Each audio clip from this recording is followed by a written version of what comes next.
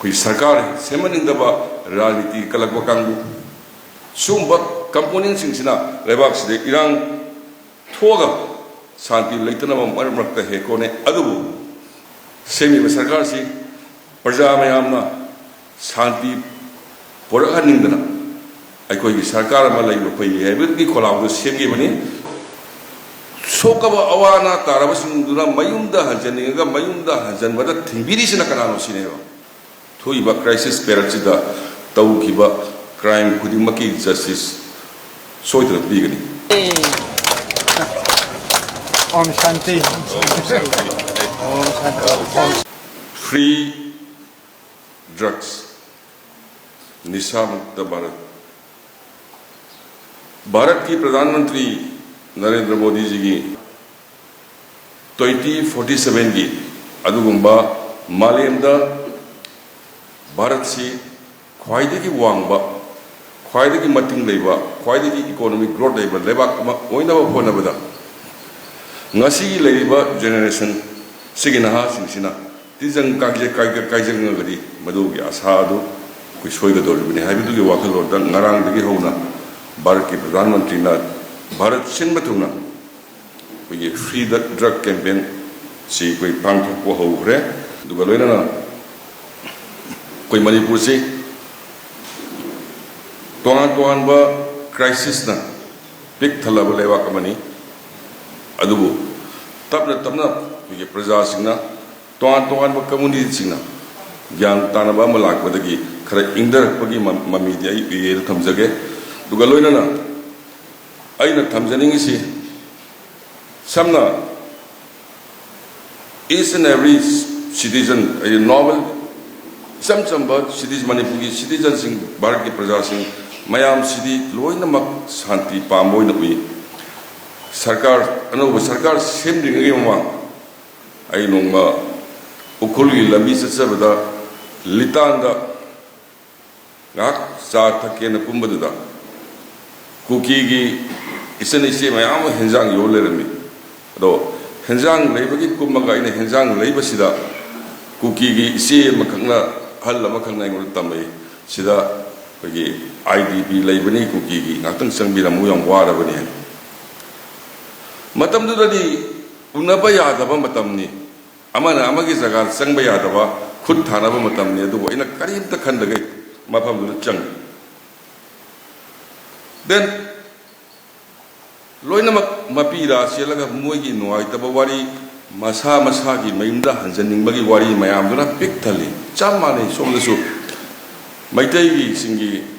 IDP दा लेरि सिंगसे मयुम हंजनिंगी लोइना हाय सो सोकबा अवाना तारबसिंगदुना मयुमदा हंजनिंगा मयुमदा हंजनबदा थिंबिरिसिना कनानो सिनेबा अइना सरकार युवासक पदलौरबा मतुंगदा तोंगान जगह सिंग चकपदा फैगी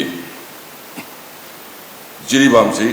आई अनिरक चले अमना हेलीकॉप्टर चली अमना मखादा चली आमा चटपदुदा आई तोंगान बा कम्युनिटी सिंगदुना आईडीपी सेंटर दा लैदिबा सिंगदु तमना सुम वारी साई लैगिद्रबा मार्गी नुपी मचा मगी ए लै कलमे अदगी मैतैगी अंगांग यावना सिगिबा सिंगदु चंगा वारी सारमे तमना इन ऑर्गेनाइज नम सेमा कांदा थामा लेरगा चटपददी कुकीसु पाइतेसु मारसु मैतैसु पुन्ना एकोई चामंगा मु चाक चामिनै आई इसम चंबा प्रजा सिंगी वखल ददी लोइना पुन्ना लैनिंगी दुगा लोइना नुगाइने हिंगनिंगी अदुबु आइना जिरी दगी हलकपगी नोगा लकपा की अयुक्तुदा त्रोंग लाविदा बोम अम पोखाइदना अंगांगनि सिबदगी आइना तविबा मयामदा लोइना कावर खादा बोम पोखाइबगी नुगाइदबदुदा मुसटखरे आइना तमजनिंगी लेबाकसिदा शांति पामदबा शांति थुगाइनिंग मी खर लेबे सिदे को यामिनबा दाबनी शांति पामदिसि कनानो कम्युनिटी बेसिस नते सम इंडिविजुअल्स समना शांति थुगाइरगा सेंतान नुगाइबा गांगु kui sarkar semanindaba rajniti kalakwa kangbu